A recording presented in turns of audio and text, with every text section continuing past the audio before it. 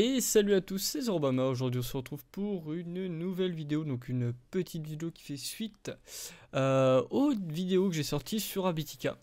Donc aujourd'hui on va voir comment intégrer Habitica au sein de Home Assistant. On va voir un peu les petites possibilités qu'on a réalisables avec l'API. Donc déjà, donc on va aller dans Intégration. C'est aussi pour ça du coup que c'est parti, que cette vidéo est partie en fait. L'idée du coup c'est que d'habitude voilà, je fais toujours un petit tour dans les itérations pour voir un peu ce qui est rajouté par la suite. Et bien sûr, en me promenant, je suis tombé sur ça. Ah, attendez, je vais faire la recherche, mais a priori, en faisant entrer, ça l'a lancé directement. Bon, c'est pas grave. Alors attendez, hop, on va fermer, on va faire ça. Juste pour voilà, vous le montrer. Donc nécessite internet et la conf. Hop. Donc connectez votre compte Habitica pour suivre les statistiques de votre inventorié, sa progression et gérer vos tâches, affaires et quotidiennes. Voilà, si on n'a pas de compte, il nous propose de vous inscrire. La petite documentation, faire un petit tour dessus quand même, ça peut être sympa. Donc voilà, donc ça permet de monitorer en fait donc notre progression et les stats qu'on va avoir dans Habitica dans Home Assistant. Et aussi, priori, de pouvoir intégrer nos différentes to-do, nos tasks journalières, tâches journalières et différentes autres petites choses. Donc il nous rappelle un peu ce qu'est Habitica, hein, donc comme j'avais présenté, donc c'est un moyen de manager vos tâches de façon à gamifier votre vie. Donc avec différentes possibilités hein, comme les tâches quotidiennes ou encore les petites to-do list en vous permettant de jouer donc un roleplay game, RPG, déjà pas pour se motiver et se rendre aussi plus productive à travers les différentes récompenses et le fait de pouvoir level up son petit avatar. Donc on ira faire un tour sur le mien après parce qu'on aura besoin de certains éléments. Donc cette intégration va permettre d'automatiser toutes ces différentes parties de task management, aussi de visualiser les tâches et les stats dans Home Assistant à travers différents dashboards ou encore de créer des notifications par rapport à des tâches pour pouvoir voilà, rester focus on va dire et mieux s'organiser. Donc au niveau des prérequis, pour ça, bon bien sûr ils indiquent voilà, qu'il faut un compte Habitica actif, donc il nous renvoie sur le site d'Habitica pour créer notre compte et ensuite on va avoir deux possibilités, donc soit on va venir se loguer à travers notre nom d'utilisateur ou email et notre mot de passe, ou bien on peut passer donc par l'user ID et l'API token. Je pense qu'on va passer par ça de notre côté, qu'on va pouvoir ensuite récupérer dans le menu settings suivi de site data.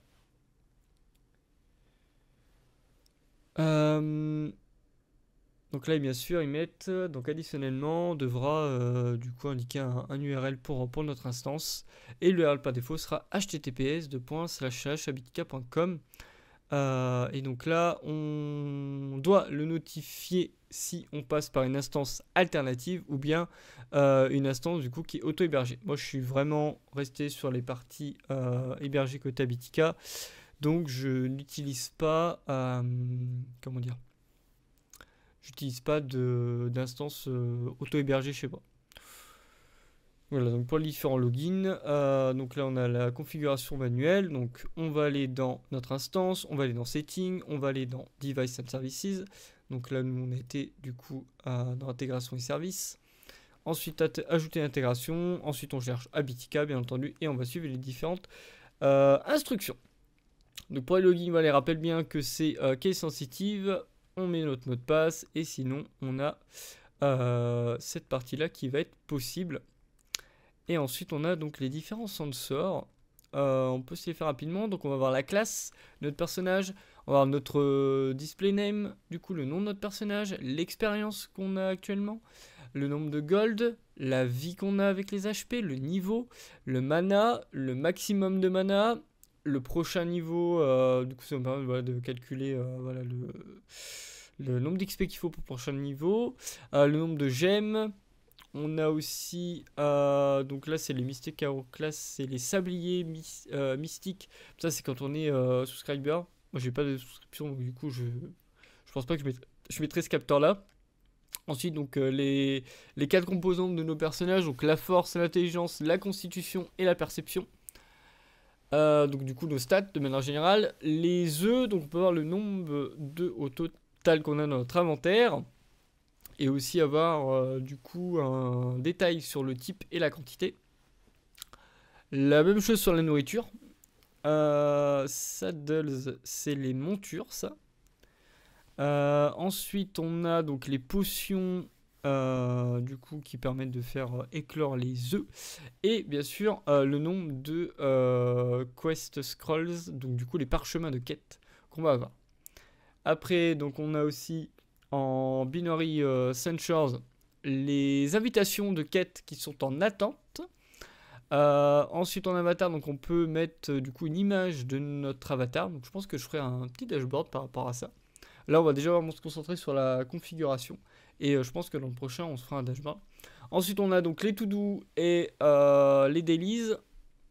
Les calendriers, donc là le calendrier de to-do, calendrier de quête du coup journalière, les reminders, les boutons de contrôle, donc on a Start My Day, où là on va pouvoir initier voilà, notre journée, faire différentes petites choses possibles. Le fait de pouvoir ressusciter si on meurt, le fait de pouvoir acheter une potion de vie, et aussi allouer ses points de stats. Et après, donc, on a les boutons de contrôle qui sont indépendants pour chacun des personnages. Donc pour rappel, quand vous prenez une classe, vous avez 3 sorts possibles. Ou 2, a priori, lui il en a que 2. En fait, ça répertorie les sorts que vous avez au niveau de votre classe. Donc bon, en tant que mage, j'en ai 3. Ensuite, les switch buttons. Donc là, ça permet de... Alors, quand il est activé, permet à votre personnage de se reposer du coup dans les 8K, je suppose. Il met en pause du coup les dommages par rapport au daily et aux quêtes de boss. Ok. Voilà, après les différentes skills qui sont un peu mises dedans. Ça on va pas spécialement besoin. Et après on a différentes petites choses. Voilà, au niveau des fichiers YAML qu'on peut faire par exemple.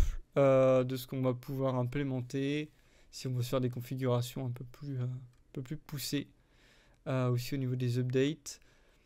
Et donc on est limité à 30 requêtes par minute concernant l'API. Donc on a 3 requêtes par data en update, donc toutes les 60 secondes, une requête par action et une requête additionnelle 5 secondes après une action pour synchroniser les datas avec Abitica. Donc ouais, là c'est pas trop chiant quoi. Après mon troubleshooting et le fait de supprimer l'intégration. Voilà, donc je peux balayer ce que j'avais besoin. Je l'avais balayé rapidement, mais là je voulais un peu rentrer dans le détail sur les différents éléments qui vont nous intéresser. Donc déjà, on va faire log into other instance. Donc là on va aller récupérer notre user ID et notre API token. Donc voilà, ça a bien évolué, hein. J'ai fait pas mal de tâches, j'ai mis pas mal de choses à faire. D'habitude, il n'y a pas trop de choses qui ont changé. Au niveau des équipements, j'ai un peu tout acheté aussi, notamment sur ma classe. Et mon personnage a bien monté, niveau 44 maintenant, c'est un puissant mage, hein, vu que j'ai pris ma classe là-dessus. Et j'ai pas mal de thunes en vrai. Voilà, je possède des thunes, je suis à l'aise financièrement, pour ceux qui ont la référence. Donc, ça va être dans profil... non, c'est pas dans profil, c'est dans paramètres, pardon. Ensuite, c'est dans données du site. Donc là, bien sûr, on va récupérer notre ID API token. Alors... Hop, on l'a récupéré. Donc là, vous faites en savoir plus. Donc votre clé API comme un mot de passe à partager par en public. Il pourra occasionnellement vous demander votre ID d'utilisateur. Mais ne postez jamais votre clé API ou d'autres personnes peuvent l'avoir, y compris sur GitHub. A noter, si vous avez besoin d'une nouvelle clé API, si vous l'avez accidentellement partagé par exemple, écrivez un mail à admin@abitica.com avec votre ID d'utilisateur et clé API actuelle. Bon, ils ont pas, ouais, ils ont un peu foiré. Je sais pas si on peut leur. Là, en fait, ils ont essayé. En fait, actuel, ils ont Accutel du coup, mais c'est pas grave. Peut-être que je pourrais leur faire monter pour leur dire qu'il y a une petite faute, mais en vrai, c'est pas gênant quoi. Une fois réinitialisé, vous devrez tout réautoriser en vous déconnectant du site web et de l'application mobile en fournissant la nouvelle clé aux autres outils Habitica que vous utilisez. Votre clé apparaît ici, vous faites copier. On copie dans le presse-papier, autant dans les paramètres. On la met ici. Donc là, on valide. Ça charge. Voilà, déjà l'Habitica est apparu derrière. Pièce, oui, alors du coup, je pense que je vais rajouter une pièce. Je vais me mettre cloud en vrai. Je pense que je vais faire ça maintenant. Les trucs qui sont un peu style. En fait, sinon je peux laisser salon. Non, mais je vais pas faire de nouvelle pièce. Je vais laisser salon faire annuler. C'est hébergé sur mon. Enfin, quoique. Attendez, c'est Home Assistant qu'on parle. Non, c'est Habitica. Ouais, sinon, je vais mettre cloud. Hop. Une icône. Est-ce qu'ils ont pas une icône? Oula, je te cassais. Ah! Secours. J'ai pu configurer. C'est terrible. C'est pas grave, on mettra pas la pièce. Donc là, on a toutes les informations du coup de l'application. Donc ça, c'est tous les contrôles qu'on va avoir. Donc le fait de pouvoir allouer nos points. Voilà, moi j'ai pas de points alloués, donc du coup c'est normal qu'ils soient en grisé. Le fait de pouvoir acheter une potion de vie. Les délices qu'on a, donc j'en ai 10. Là, c'est les différents sorts. Là, 2. Le Rest in High. Le Revive. Voilà, il y a mon autre sort qui est là, du coup, le séisme. Le fait de commencer son jour, enfin de sa journée. Les to-do, il y en a 7. La classe en tant que mage, le nombre de points de constitution, les délices qui sont activés, les days reminder, il est désactivé, je pourrais l'activer. Le display name, les œufs, l'expérience, les gemmes, les gold, les potions, la vie, l'intelligence, le niveau. On pourra les ramer après aussi. Le mana maximal. Le prochain niveau, le fait d'avoir des stations de quêtes en attente, la perception, la nourriture, les quêtes scroll les parchemins du coup, les sabliers mystiques, les montures, la force, les to-do reminders et les to-do. Donc ce qu'on va faire, c'est qu'on va s'arrêter là-dessus pour cette vidéo-là. Comme ça, je vous ai montré donc, comment on met l'intégration en place. D'ailleurs, je vais essayer de voir si je ne peux pas... Ah, bah voilà, pièce. Très bien. Hop, ajouter une pièce. Je vais juste mettre ma pièce, comme ça. Fini une petite vidéo là-dessus. Alors, cloud, est-ce qu'il y a des trucs en cloud? Petit nuage, voilà, c'est très bien, un petit nuage. Étage, bon, pas d'étage, on s'en fout. Ajouter une étiquette, pas besoin. Ajouter une étiquette, en vrai, je peux mettre... ouais, non, pas besoin. Pas besoin. Une image non plus. Alias... Ça, on n'a pas besoin non plus. Hop, on crée. Pas besoin d'étiquette. Donc, activer service. Si les appareils désactivés ne sont pas affichés, les outils appartenant apparaissent désactivés et sont pas ajoutés à Home Assistant. Hop, mettre à jour. Et donc là, après, on aura les différentes automatisations, scènes et scripts qu'on va pouvoir faire. Ça, en vrai, une fois que j'aurai potentiellement mis mon système de notification par la suite, on pourra rentrer dans le détail sur ces petites parties. Mais là, en tout cas, on va du coup se concentrer dans la prochaine vidéo sur les différents dashboards qu'on va pouvoir créer par rapport à ça. Donc, merci à tous d'avoir suivi cette vidéo. C'était Zourbama et on se retrouve dans une prochaine vidéo. Merci à tous.